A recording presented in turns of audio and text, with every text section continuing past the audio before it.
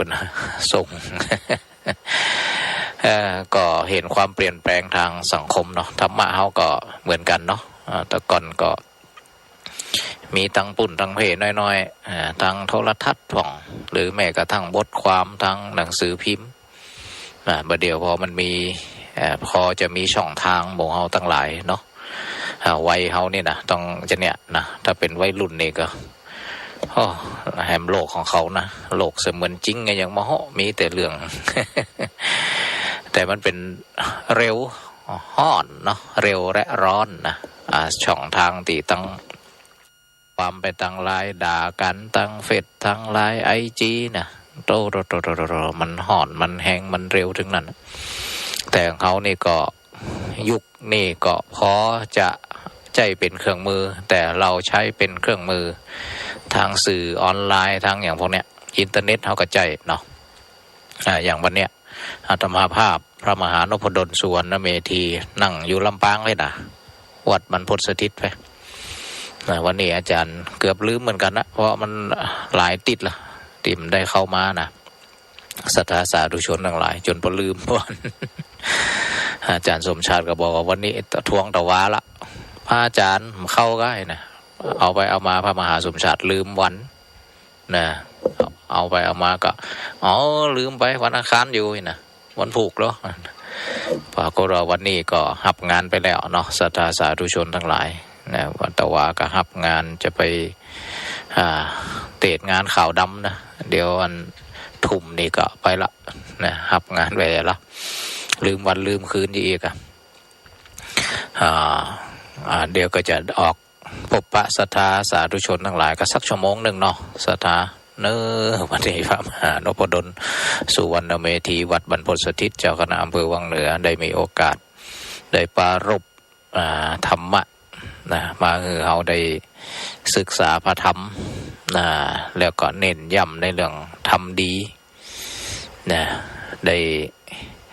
ในวิถีใหม่ก็คือทางวิทยุทางออนไลน์นะมุ่งที่จะเฮาฝึกจิตฝึกใจให้สะอาดสว่างสงบนะได้พบทางประเสริฐเกิดสติปัญญานะและเน้นย้ำเรื่องให้เฮาได้ใกล้ชิดพระศาสนาได้สร้างบารมีได้หนีพยศนะลดความห้อน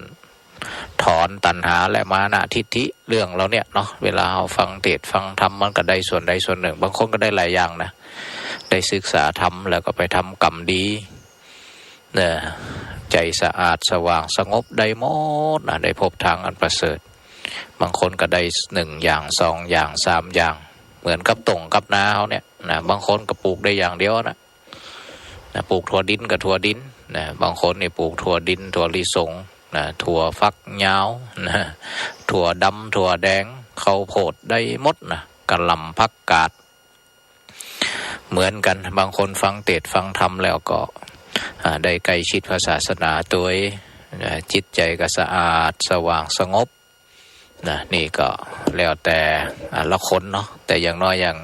ก็ดีกว่าบอกได้ฟังนะศรัทธาสาธุชนทั้งหลายนะฟังเทศฟังธรรมมันเป็นเรื่องของความดีตีสกิดสะกดมันเหมือนน้ำเนี่ยมันยดลงตีไหนแล้วมันอาจจะแบบพลิกดินพลิกต้นไม้ชั่วข้ามคืนแต่ว่าได้น้ำบ่อยๆต้นไม้ต้นตอกมันก็จะดีจะงามตามลำดับนี่มันเป็นเหตุผลที่เราได้ฟังธรรมบ่อยๆได้ฟังข้อคิดบ่อยๆเขาเรียกว่าวิถีพุทธวิถีธรรมวิถีไทยวิถีโอบล้อมนะโอบล้อมไปด้วยวิถีพุทธวิถีธรรมวิถีไทยเนี่ยนะบางคนนี่บ่ค่อยได้สวดมนต์ไหว้พระบ่ค่อยสนใจธรรมะฟังไปมันโอบล้อมล่ะนะโอบล้อมไปเสียงเหล่านี้ก้องเตือนนะอย่างเช่นมีครูบาอาจารย์หมู่เฮาแต่ละวันนะมันทำความดีชีวิตเฮาก็นะผ่านไปแต่ละวันก็เหลือน้อยติ๊กๆเห็นนะเฮาได้ยินครั้งหนึ่งก็อาจจะเลือนลางวันผูกได้ยินแหมะนะชีวิตเฮาแต่ละวันมีโชคดีได้ฟังเทศฟังธรรมได้ทำความดีแหมวันหนึ่งละแต่ชีวิตของเฮาหายไปแหมวันหนึ่งนะโดนสะกิดย่ำบ่อยเข้า เสียงเรานี่มันก้องอยู่ในจิตในใจอยู่ในหูนะแล้วก็อยู่ในใจกลายเป็นว่าพอมันเจริญงอกงามถึงวันน่ะเสียงครูบาอาจารย์ว่าชีวิตมันหายไปขอให้มันอยู่กับความดีชีวิตมันหายไปอยู่ในกับความดีต่อไปนี้มันก็ไปได้ละนี่มันเป็นจะอีเนาะศรัทธาสาธุชนทั้งหลายการฟังทำความดีนะแต่ตรงกันข้ามลองเอาไปอินเรื่องห่อนๆนะ เมื่อเดียวนี้มันเป็นเรื่องการบ้านการเมืองเนาะจะเลือกตั้งละก็ประชาสัมพันธ์จะน้อยเนอะเลือกตั้งวันอาทิตย์ที่14นี่แต่เราก็เขาก็ลองสังเกตตัวเก่าลองอินนะบางทีมันร้อนเหมือนกันนะอินเรื่องใดเรื่องหนึ่งเนาะ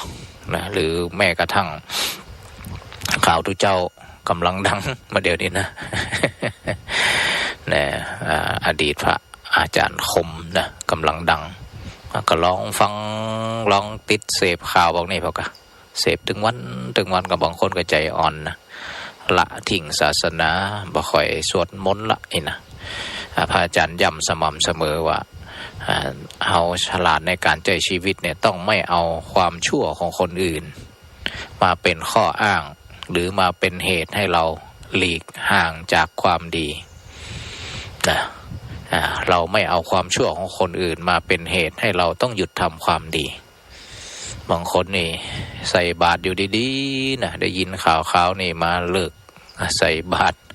เลิกเข้าหาศาสนาเลิกเข้าวัดเข้าวาเนี่ยเขาเรียกว่าเอาความชั่วของคนอื่นมาเป็นเหตุมาเป็นข้ออ้างให้ตัวเองไม่ทำความดีนะมันก็บ่ยุติธรรมของตัวเก่าเนอะดังนั้นเราก็ต้องฉลาดในการใช้ชีวิตนะเปิ้นชั่วก็ได้รับผลอันไหนที่กฎระเบียบว่าจะได้ก็คือกฎระเบียบกฎหมายกฎกติกาดำเนินไปจะอย่าเร็วมันก็เรื่องของตีเรื่องเปิดเผยเร็วหรือเปิดเผยจ้านี่กฎหมายก็ว่ากันไปแล้วก็ในที่สุดก็กฎแห่งกรรมครับนะศรัทธาสาธุชนทั้งหลายเนี่ยก็ขอเป็นชาวพุทธที่มั่นคงเนาะเฮาก็ยังในเรื่องของวิธีแห่งการทำดีเนี่ยสร้างบารมีหนีพยศลดความห้อนนะถอนตัณหามานะทิฏฐิคือใดนะสร้างบารมีก็มี10ก่อนนะศรัทธาสาธุชนทั้งหลายปาละมีปาละแปลว่าฝั่งนะคนเฮาจะถึงฝั่งพระนิพพานได้เหมือนกับจะข้ามน้ำเชี่ยวได้เนี่ยก็ต้องโอ้ยนะน้ำตีนมันเชี่ยวเนี่ยนะเขาก็ตั้งใจอุปกรณ์ต้องใจแห้งหรือแม้กระทั่งในน้ำมันมีภัยสปะภัยคือสัตว์หลายในน้ำนะบางทีก็มาถึงฝั่งสกรรมนะแต่ถึงฝั่งพระนิพพานเนี่ยเขาก็ต้องมีบารมี10เนาะเริ่มต้นตั้งแต่ฝึกนะเรื่องขจัดความตณีที่เหนียวความยึดมั่นถือมั่นโดยการทำทานเป็นนิจนะทำทานเป็นนิจเสียสละ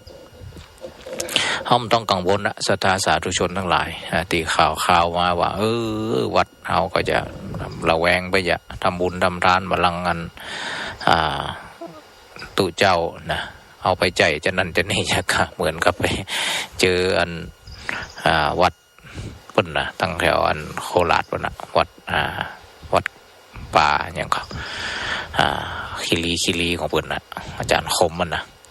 นี่อันนั้นก็เปิดมีลักษณะบริหารจัดการแห่งแบบหนึ่งเนาะบางทีก็ละหลวมมันก็เป็นเหตุคนที่มีเจตนาบดีได้ช่องนะ ได้ช่องแต่เขาทั้งหลายก็สามารถบ่ได้มาว่าจะเป็นอย่างนั้นทุกวัดทุกวา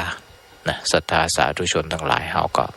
พระพุทธองค์ก็ตรัสแล้วเตือนแล้วนะวิจัยยะ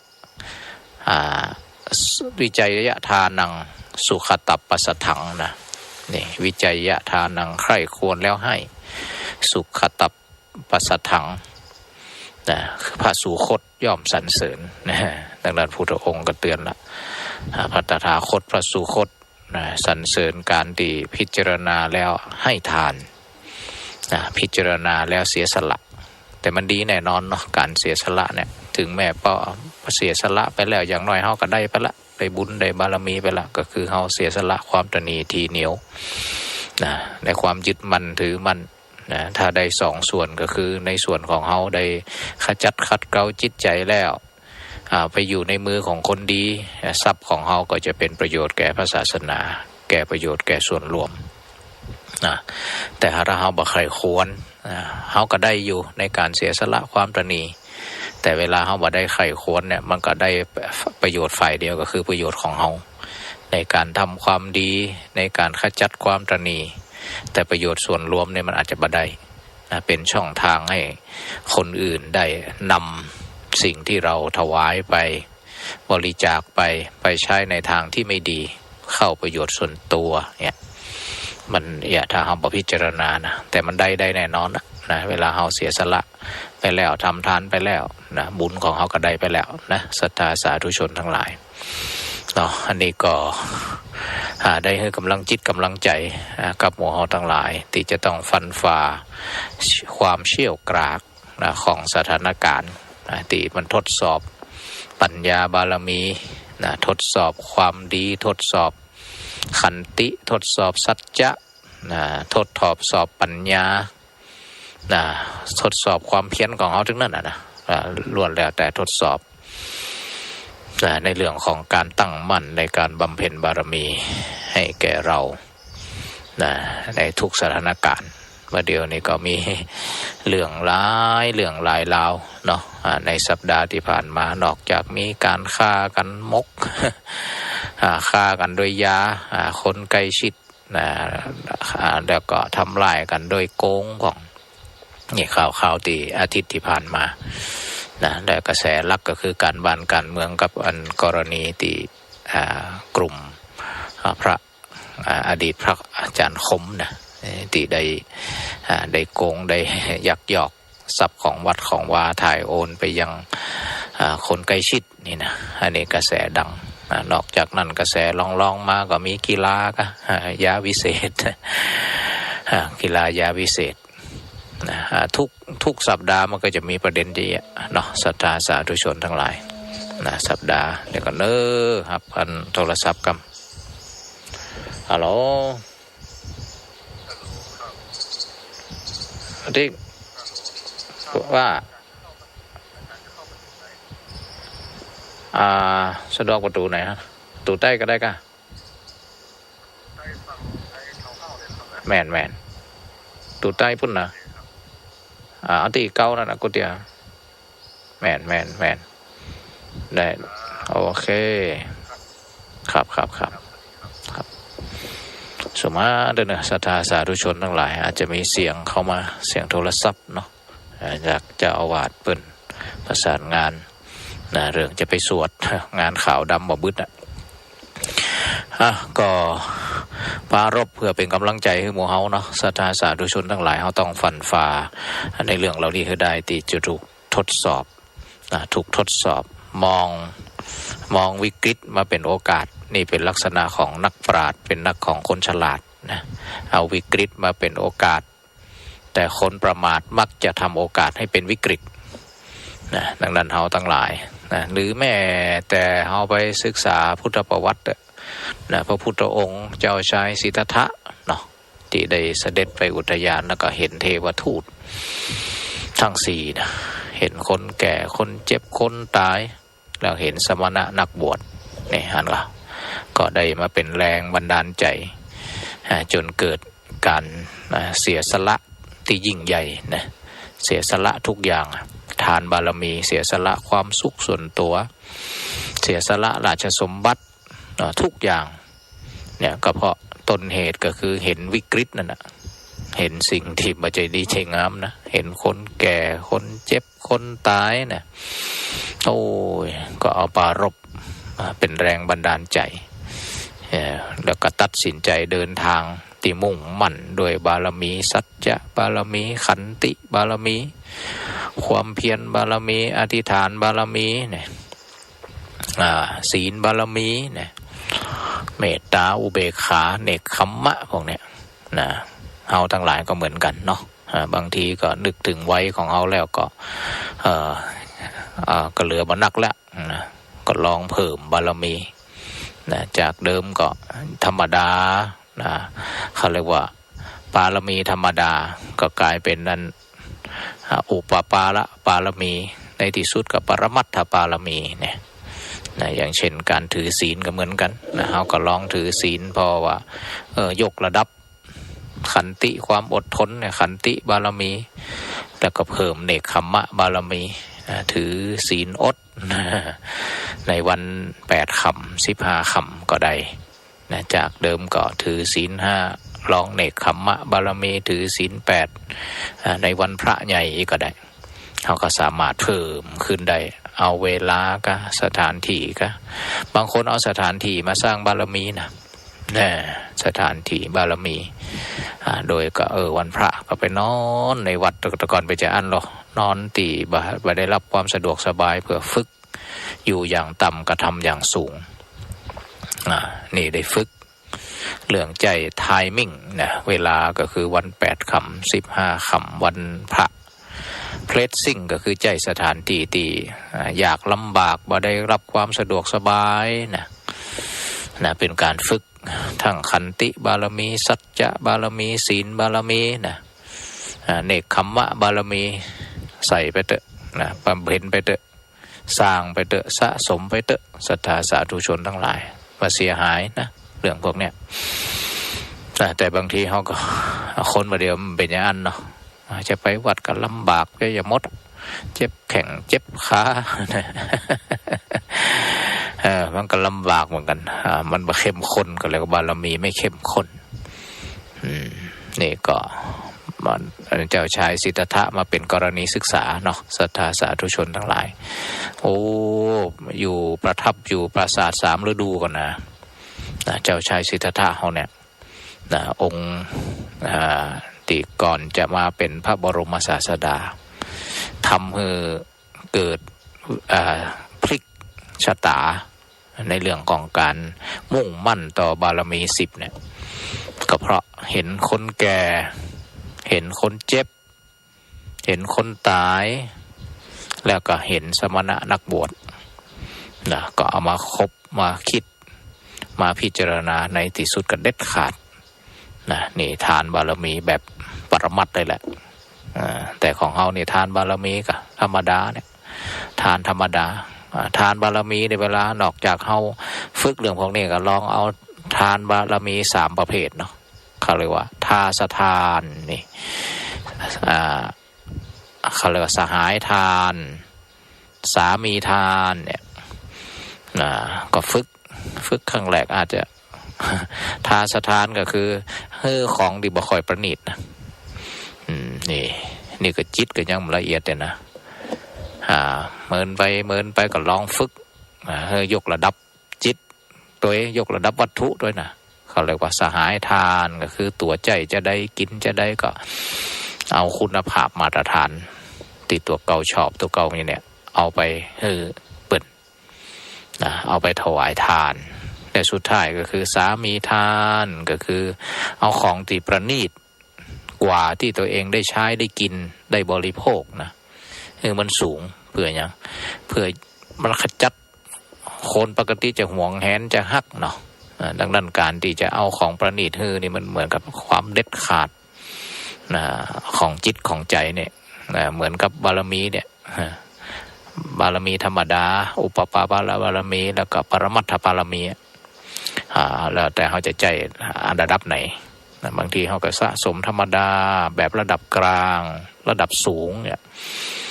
เขาก็ฝึกเอาเนาะวันพระก็ลองฝึกเอาคนตะกอนมันก็ยี่หรออันยังดีอันยังล้ำเลยมันก็ต้องนึกถึงวัดถึงวามาเดียวคนเดียวเนี่ยไปยังรับนอนกินมาได้ขี้ข้านเนี่ยนะคนมาเดียวคือทำสไตล์นะต้องของประณีตคนตะกอนเนี่ยเป็นเอาวัตถุมาเป็นเครื่องมือเป็นเครื่องมือได้ยกจิตยกใจดันจิตดันใจขัดเกลาจิตขัดเกลาใจทำให้ประณีตก่อนเปิ่นจะมาได้คำนึงถึงว่าคนที่ฮับเนี่ยจะเป็นลูกเป็นหลานอายุน้อยอายุนักบวชเมินบวชแก่น่ะขอได้เปิ่นได้ห่มเหลืองเนี่ยได้ห่มเหลืองละได้โยกได้หยอก่อนจะฮือนะ ละเอกละอ่อนเป็นลูกรุ่นหลานได้หนุ่งผ้าเหลืองบิณฑบาตหน้าวัดหน้าบ้านยกหยอถ้าประเดี๋ยวนี่มันได้โอ้อายุน้อยกว่าเฮาก่อนนี่นะอย่าไปยกไปย่อมันนะเอาก็เหมือนมันเหมือนกับทาสถานนะเหมือนกับเอาค่าทาสบริวารนะนี่เขาเรียกว่าไม่ถือว่าเป็นสัพปุริสถานนะการให้สัพปุริสถานนี่มีองค์ประกอบอยู่โดย8ก่อนนะหนังสือก็มีใกล้ๆนี่นะมีลักษณะ8ประการก่อนการอย่างคนดีการอย่างสัตบุรุษเนี่ยมี8ประการเขาเรียกว่าสัพปะปุริสถานเดี๋ยวเปิดเพลงขั้นรายการอะไรได้จะความรู้เนาะเรื่องนี้นะศรัทธาสาธุชนทั้งหลายก็อยากให้หมู่เฮาทั้งหลายเอาตีปารบนี่ก็คือเหตุการณ์ที่มันอยู่ในบ้านในเมืองในสังคมเฮาอยู่ว่าเฮาจะเอาวิกฤตมาเป็นโอกาสหรือว่าเฮาอย่างคนประมาทเอาโอกาสมาเป็นวิกฤตนะอยู่ที่เฮาเปิดเพลงสักเพลงเดียวก็จะมาเล่ามาจาเรื่องการสร้างบารมีโดยใจวัตถุสิ่งของโดยใจสถานการณ์นั้นว่าเขาจะยกจิตยกใจจะได้โดยใจทายมิ่งแต่วันเวลาก็ได้บางคนนี่วันเวลากับวันพระงดเข้านะอย่างหลวงพ่อพุทธทาสที่เป็นเอาวันเกิดของเปิ้นนะในการที่งดอาหารงดทุกอย่างนึกถึงวันที่เปิ้นเกิดมาเนี่ยวันเกิดเปิ้นเนี่ยเป็นวันที่แม่อดเข้าอดน้ำดังนั้นนึกถึงเพื่อนึกถึงความดีของแม่นะนี่ไทมิ่งบางคนเอาไทมิ่งในเรื่องของวันเกิดตัวเก่าบางคนเอาไทมิ่งเวลาที่วันพระเป็นหลักเนาะเอาเรื่องสร้างบารมีจากเดิมกับบารมีธรรมดานะขันติบารมีมาเป็นขันติอุปปารมีย่ำปอขันติปรมัตถปารมีระดับขันติระดับปรมัตถ์ยอมตายยอมเสียสละชีวิตไปใจว่าไปแต่งตัวเก่าฆ่าตัวเก่านะหมายความว่าเวลาสมาทานสัจจะในเรื่องศีลแล้วจะเกิดอะไรขึ้นต้องใช้อดทนสุดๆแม้ก็ชีวิตเสียสละได้นี่เป็นลักษณะนี้ก็ฟังเพลงคันรายการสักเพลงเนาะศรัทธาสาธุชนทั้งหลาย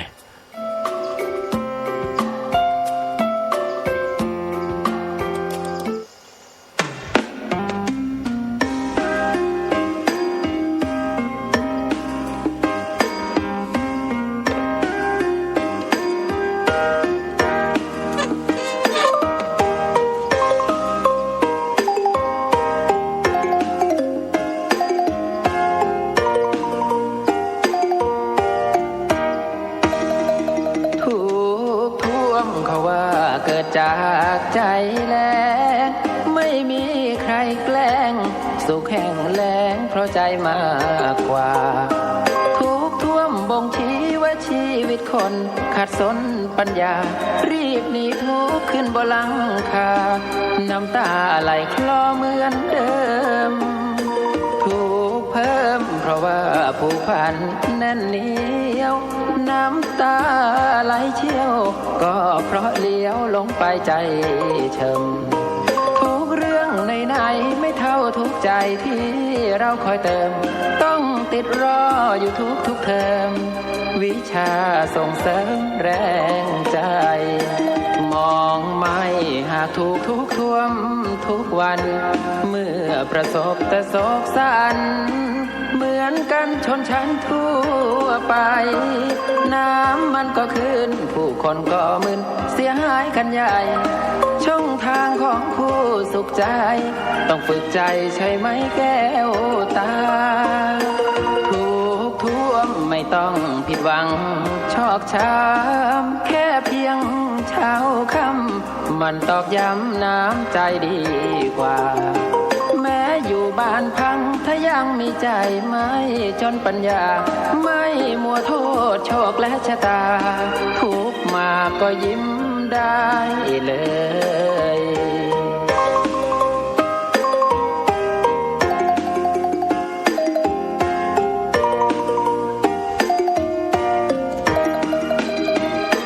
มองไม่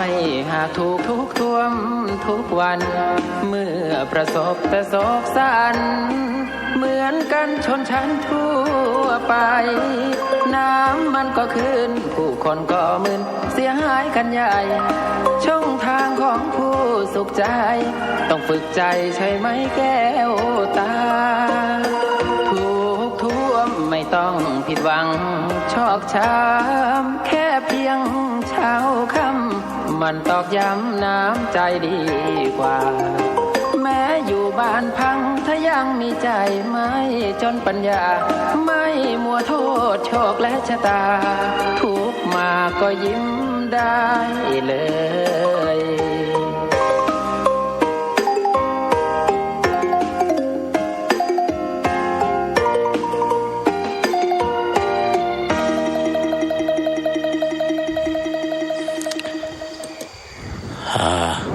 ก็ฟังเพลงคันรายการละไปเสาะตำรามาละไหนๆก็อู้เรื่องนี้อู้เรื่องเขาจะสร้างบารมีกันนี่นะอยู่ที่ว่าเขาจะสร้างบารมีระดับไหนระดับพื้นฐานระดับกลางหรือระดับสูงนะแม้กระทั่งวัตถุสิ่งของเกี่ยวกับที่เขาจะถวายที่เขาจะสละก็สามารถเอามาเป็นมาตรฐานในการสร้างบารมีได้จะทำทานระดับเกรดต่ำก็เกรดระดับกลางก็เกรดระดับสูงก็อันไหนๆก็อู้เรื่องทานตะกี้พระอาจารย์ปารภเนาะเรื่องทานการทำทานของสัตบุรุษของคนดีเนี่ยหรือการให้อย่างสัตบุรุษเนี่ยนะเขาเรียกว่าสัพปุริสทาน8ประการนะก็มีสุจริงเทตินะอ่างบาลีหน่อยมีในพระไตรปิฎกเล่มที่นะเล่มที่23นะศรัทธาสาธุชนทั้งหลายให้ของสะอาดปณีตังเทติให้ของประณีตกาเลนะเทติให้ถูกเวลากัปปิยังเทตินี่ข้อที่4ให้ของสมควรแก่เขานะซึ่งจะได้ใช้นะนี่สำคัญนี่ก็สำคัญนะให้ของที่สมควรที่เขาได้ใจถ้าเป็นของตุเจ้าก็คือเป็นเหมาะกับที่พระสงฆ์องค์เจ้าได้ใจถ้าคนแก่คนพิการก็คือของที่ควรที่ให้เขาได้ใจได้อำนวยความสะดวกนี่นะวิจัยยะเทติพิจารณาแล้วให้นะอภินหังเทตินี่ข้อ6ให้เนืองนิดสม่ำเสมอข้อ7ถ้าทางจิตตังภาษาเทติเมื่อก็ทำจิตผ่องใสนะทัตตวาอัตตมโนโหติให้แล้วก็เบิกบานใจนี่สัพปุริสถาน8ประการนี่อย่างคนฉลาดนะเอาเองให้ถ้าเป็นบัณฑิตสัพปุริสะนี่บุรุษสัตบุรุษบัณฑิตเนาะคนดีนะศรัทธาสาธุชนทั้งหลายเดี๋ยวครับโทรศัพท์กับเนได้เปิดเสียงกำเดียวเนี่ยเจริญพร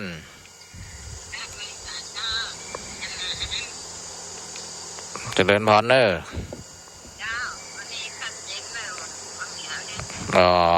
ในแก้วบ้านใหม่เนาะได้ออกเมินละเจริญพรเนอนี่เปิดกับบ่งบอกมาว่าอยู่บังเหนือก็ชัดเจนนะศรัทธาสาธุชนทั้งหลายนะวันนี้ก็ได้ได้จ่าชั่วโมงเดียวนะศรัทธาสาธุชนทั้งหลายต้องขอ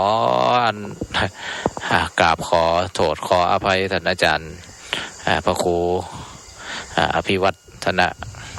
มีกรมด้วยเนาะนะเป็นอุตสาห์ที่ได้มอบเวลาให้2 ชั่วโมงกันนะ2 ชั่วโมงกันเปิดได้เห็นความสำคัญได้เวลาพระอาจารย์นะแต่ว่าจะบางครั้งก็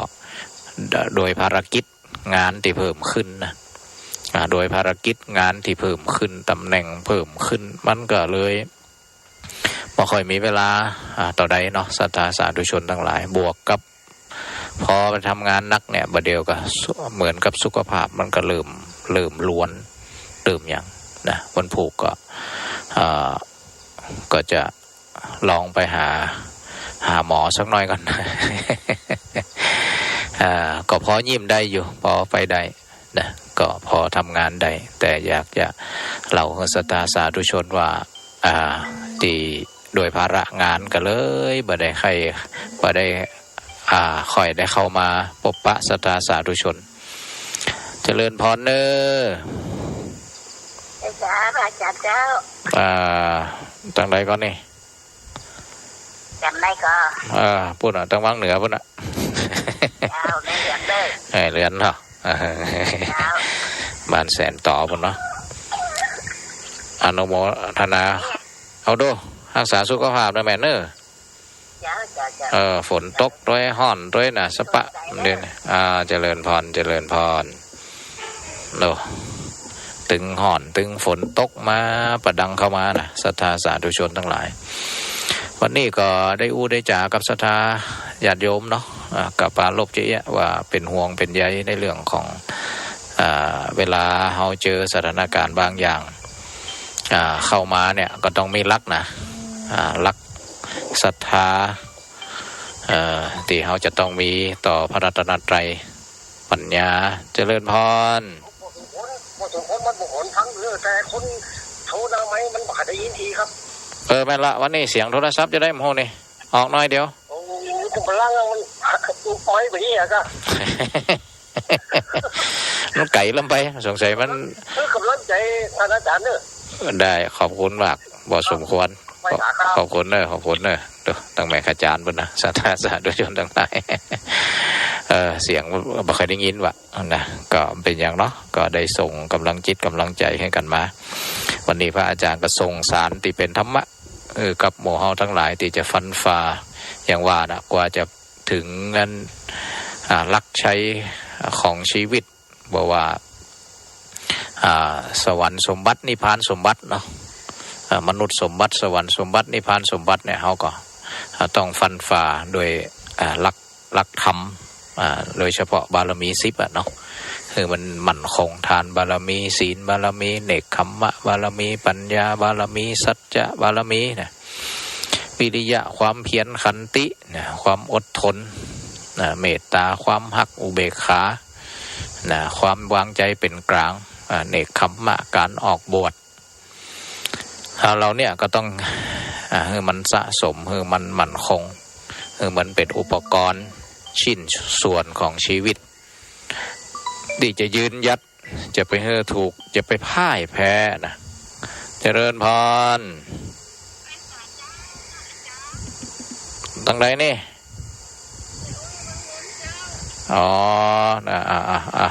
เจริญพรหลายปุดละเจริญพรนะแม่เนอโอ้วังเหนือพุ่นนะพี่น้องวังเหนือเจริญพรเนอเจริญพรมาสักการเจ้าเจริญพรเนอจำได้จ้าได้อยู่ว่าขายนะเจอกันนั่งดาวนี่ได้เหมือนกันเลยนั่นน่ะเจริญพรเนอขอบคุณมากแม่บัวไข่เนาะบ้านโถกหัวจ้างไปทางไหนถึงอยู่วัดโลแม่นตอนเจ้าก็มาได้ออกอย่างโหมาเดียวนะเปิ่นก็มีเวลาอยากไปหาวัดโพหากำพับนั่นน่ะตึ้มเคยได้อยู่สนิทจ้ะยายสนิทว่าเขาก็โทรหาเพิ่งกำมาไปเขาได้ไปแอลหาไม่ได้วางก่อนสมัยมีอันเจริญพรเนอได้ยินอาจจะชัดพ่องนะนี่ก็ขอสุมาอภัยศรัทธาสาธุชนทั้งหลายเนาะที่เป็นห่วงเป็นใยนะโดยภารกิจอันนี้เดือนแล้วสำหายนะตั้งแต่เมษามาก็มีอันต่างปกครองอำเภอเมืองเนี่ยก็นำเมาผู้น้องเยาวชนลูกหลานเยาวชนเนี่ยมาบำบัดมาฟื้นฟูมาบำบัดยาเสพติดใน15วัน2รุ่นก็เป็นเดือนนะศรัทธาสาธุชนทั้งหลายเป็นเดือน โตเสียงกาน้ำกาไฟจนนั้นไฟฟ้าเปิดออกบินว่าการใช้ไฟเกินผิดปกตินะโอ้ผิดปกติเขาพัดลมเมยยังน้ำห้อนแกเนาะเจริญพรเจ้าว่าเจ้าท่านฟังอยู่เด้อแหละตั้งแต่ตอนเจ้ามาเจ้าดีละไปตรงไหนหาอย่างเงี้ยอะไรพูดเนี่ยเนาะน่ากะต้นหัวหมุนติ้วเหมือนกันนะเปิดพักไหนก็ได้เนี่ยตึมได้ไปบ้านได้ฟังนี่คนได้งามเสียวันนั้นก็ได้ไปร่วมกันสักกรรมเปิดได้งามเสียวันนั้นก็แวบขึ้นมาก็แหละแม่นไปก็ฝากพัดใจคือแม่เป็นเจ้าภาพหันอย่าอันค่ะวันนั้นนะแม่น่ะไม่ได้ไปเป็นเจ้าภาพผมคืนนั่นนะคนว่าทำนะแม่นเป็นเลี้ยวตายเลี้ยวเนาะแม่นเจริญพรเนอแม่เนอ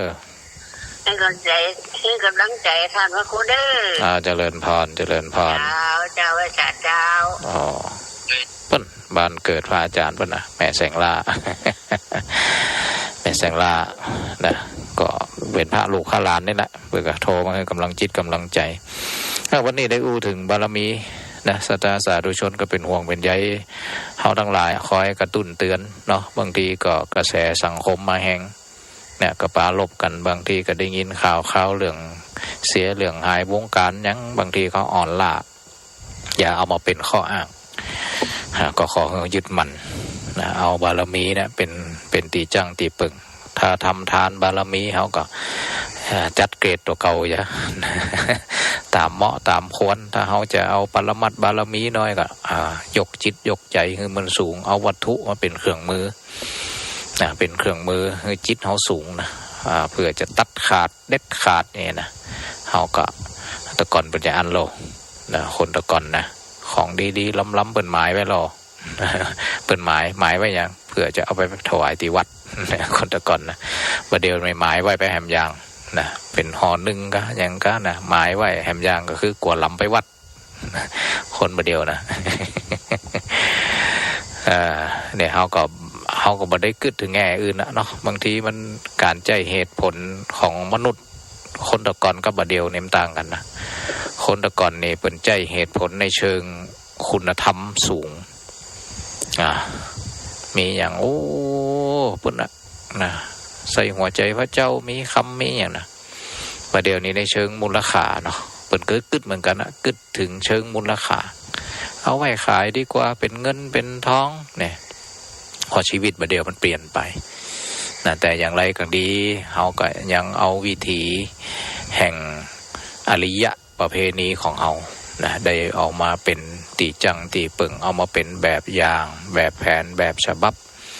นะยิ่งเขาเรียนประวัติศาสตร์เขาก็ต้องเอาประวัติศาสตร์นะมาเป็นแรงบันดาลใจให้เขานะโดยที่เป็นสร้างวัดสร้างวาได้สวยงามคนนั่นคนนี่เป็นพาลูกพาหลานได้ถวายตีวัดตีว่ามันกลายเป็นวัดท่องเที่ยวเนาะเขาหันแต่เขาก็ต้องย้อนดูว่าตีวัดท่องเที่ยวชุมชนลูกหลานได้ขายดอกไม้ได้หั่นได้นี่นะก็เพราะตาสีตาสาคน2 คนตี100 ปีตีแล้ว200 ปีตีแล้วได้บริจาคตีได้สร้างพระจนเป็นตีศักดิ์สิทธิ์จนเป็นตีศูนย์รวมนี่เขาไปอ่านประวัติตีวัดวาอารามที่เป็นศักดิ์สิทธิ์ตีคนไปแอวไปนะเขาก็ไปพอได้ว่ามันเกิดจากทานบารมีที่เปิ่นได้ไงเขาได้กินบุญเก่าก็เปิ่นแต่อย่างน้อยเขาได้มาถึงรุ่นเขาแล้วก็บ่ทิ้งตันติแบบแผนแบบอย่างแบบฉบับแล้วก็อริยประเพณีก็คือวิถีอันดีงามของอริยชนของบุคคลผู้ประเสริฐเขาก็โน้มเอียงถึงแม้จะมีประเด็นข่าวในช่วงรอยต่อศาสนาดีผ่องบดีผ่องนะเขาไปอ่านพุทธประวัติเนี่ยก็มีนะสมัยพุทธกาลเนี่ยทุเจ้าสนลึกก็มีอยู่นะลึกปั๊บพระพุทธเจ้าก็ห้องมาเตือนแล้วก็ห้ามทำนะถึงมีวินัยบัญญัติเป็นข้อนะโดยเฉพาะ227 ข้อนี่ก็คือเรื่องราวที่มันเกิด 227เหลืองไม่ใช่227เหลืองมีอนุบัญญัติที่ย่อยครับนะ227ยังน้อยไปนะมีเป็นเหลืองเป็นเล่านะก็เพราะพอมันอยู่ไกลหูไกลตาคนอยู่นักขึ้นแต่ว่าบรรพบุรุษรุ่นก่อนๆก็บ่ได้ละทิ้งนะสิ่งที่ดีงามก็ส่งต่อรุ่นนะในการอนุรักษ์อุปถากอุปถัมภ์พระศาสนาก็ขอฝากให้หมู่เฮาได้คือข้อคิดลูกหลานเนาะลูกหลานก็เป็นห่วงเป็นใยเหมือนกันนะถ้ามดรุ่นเฮาที่ศรัทธาปฐาสาแล้วก็ละอ่อนมันคิดไปแบบนะเอาไปเอามามันก็จะอันวันตาเป็นใหญ่เป็นโตมันก็จะเห็นวัดเห็นว่ากับเอาไปเป็นตลาดอย่างมดในเมื่อไม่มีวัดไม่มีพระอยู่แล้วก็เหลือแต่ซากอิฐซากปูนไม่แน่อย่างมันจะเกิดจากอะไรกันถ้าเราไม่ได้ปลูกฝังความคิดเรานี่คือเขาความคิดเรื่องมิติทางจิตวิญญาณมิติอริยประเพณีแบบแผนเราเนี่ยถ้าเราไม่ได้ปลูกฝังเขาเกิดวันหน้าวันตาเขาได้เป็นใหญ่เป็นโตมานะเหมือนกันนะมันก็จะเห็นวัดเห็นว่าเป็นซากอิฐซากปูนเป็นหั่นเป็นเน่แล้วก็กลายเป็นลื้อเอาเป็นตลาดเนี่ยครับเป็นไปได้นะนี่ศรัทธาสาธุชนทั้งหลายเนาะก็ขอฝากโมเฮาในการที่จะปลูกฝังทำความเข้าใจสิ่งดีตีงามเขาเรียกว่าทุนทางสังคมโดยเฉพาะทุนทางจิตวิญญาณจะไปบางตีบางตังนี่ก็อยู่กินกับบุญบารมีที่บรรพบุรุษได้สร้างไว้สวัสดิ์วามาก็กลายเป็นว่าถึงเวลามาบ่ได้ปกป้องสิ่งเหล่านี้ก็พร้อยเห็นดีเห็นงามกับวันนโยบายของคนที่เป็นใหญ่เป็นโตคนที่มีโอกาสบ่ว่าในส่วนของท่อนทินในส่วนของระดับสูงขึ้นไปถ้าเขาบ่สร้างความเข้าใจจะมันก็ปล่อยเขาได้มาม่างได้มาล่างได้มาลบสิ่งที่ดีที่งามอันบรรพบุรุษได้สร้างได้แปลงนะศรัทธาสาธุชนทั้งหลายเนี่ยก็ขอฝากหมู่เฮาเนาะมีสถานีวิทยุก็เฮาทั้งหลายได้โหได้ยังกับครูบาอาจารย์ก็ขอเฮาได้ถ่ายทอดกับลูกกับหลานได้ช่วยเขาแต่บ่ถึงกับว่าจะต้องห้องให้เขามันนั่งฟังแต่ก่อยปารบเขาไปวันดีคืนดีก็เหมือนกับเรานิทานเล่าเรื่องราวมาเนี่ยก็กันไปให้เขาได้หูได้หันกระซิบเป็นต่างกระซิบกะสกิดกะอย่างน้อยเขามันเป็นจี้ลูมีแหมเหลี่ยมหนึ่งที่เขาจะได้คิดข้อมูลได้รู้ข้อมูล เจริญพร พระสาเจ้าทางไหนนี่แม่น้อยบ้านตะโทกตำบลหนองผาอำเภอเมืองลำปางเจ้าได้ยินชัดเจนเจ้าเมินแล้วบ่ได้งานบ่ได้เงินฐานอ้อว่ะท่านสมชาติแต้ทองเลยกะนั่นแหละท่านสมชาติไปเดินอย่ามั่วเดินนั้นทุดงเพื่อการศึกษาพุ่นเพื่อก็เป็นห่วงเจ้าว่าจะปีกมาแล้วนะแม่นเป็นห่วงเป็นใยละละออนก็นั่นใจการเดินทุดงเป็นประชาสัมพันธ์นั่นเปิ้นจะเอาแม่ไปบ้านบ่นกะวังเหนือเจ้าแม่ได้ไปสักคำแม่ตู้ยังถามเขาว่ามีแหนแม่น้อยแล้วอันยินดีจะดักกับแม่เจริญพรกำลังใจเด้อท่านเด้อเจริญพรแม่น้อยตาโถกนี่ก็ฟังเป็นห่วงอาจารย์สมชาติเหมือนกันนะที่เปิ้นโพดนี่นะสุมาเตะเท้าจนประบวมโดยเจตจำนงโดยเจตนาของเปิ้นที่โรงเรียนถุงโป่งเมืองปานนะเป็นโรงเรียนขนาดเล็กพอโรงเรียนขนาดเล็กเนี่ยก็ครูที่เป็นเกษียณไปก็บ่สามารถเอาครูใหม่มาได้ก็ต้องอาศัยครูชุมชนต้องจ้างเงินเดือน เพื่อได้ดูแลละอ่อนนะนี่ก็เป็นเจตจำนงของเปิ่นเนอะศรัทธาสาธุชนทั้งหลายก็ต้องไปช่วยอาจารย์มหาสมชาติช่วยบ้านทุ่งโป่งนะในการตีละอ่อนได้อยู่กับชุมชนเนาะศรัทธาสาธุชนทั้งหลายบัดได้ไปเฮียนไกลยังก็ได้ชุมชนระหว่างชุมชนบวรนั่นน่ะบ้านวัดโรงเรียนได้เกื้อหนุนกุลหนุนนำได้อยู่ด้วยกันเจตนาของเปิ่นถึงได้ยอมลำบากก็ได้ไปเดินธุดงค์นอนกลางดินกินกลางทรายได้เป็นเวลาหนักหนาปาปานนะอยู่ที่ไหนก็มีเมตตาได้เสียสละจัดรายการแตนช่วงเวลานี้นะคำเดียวกับแตนไหนบ้างนี่เดี๋ยวอัน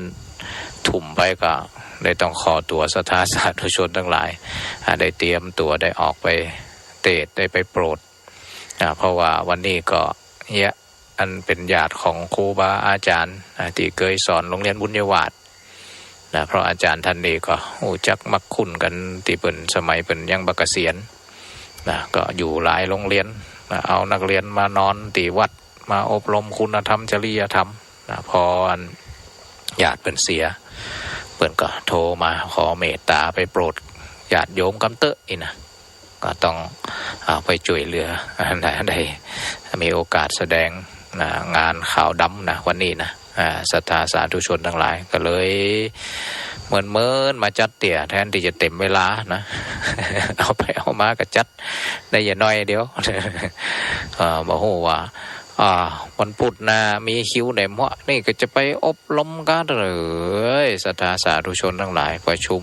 อบรมนะสปะสปันกูอันปันเจือนะก็ขอ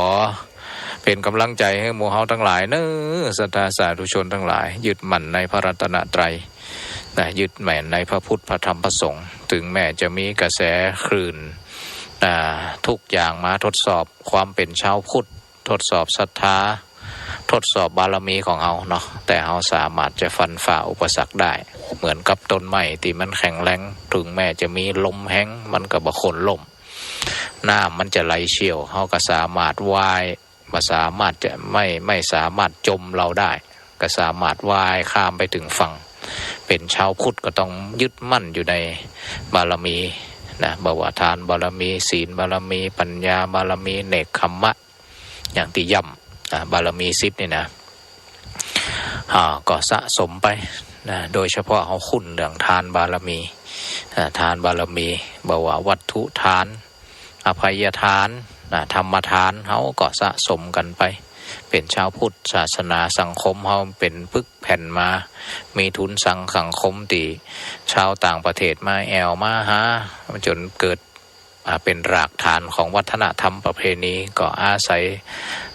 รากฐานมาจากเขาเรียกว่าจารีตก็คือคำสอนของพระพุทธศาสนานะมาเป็นหลัก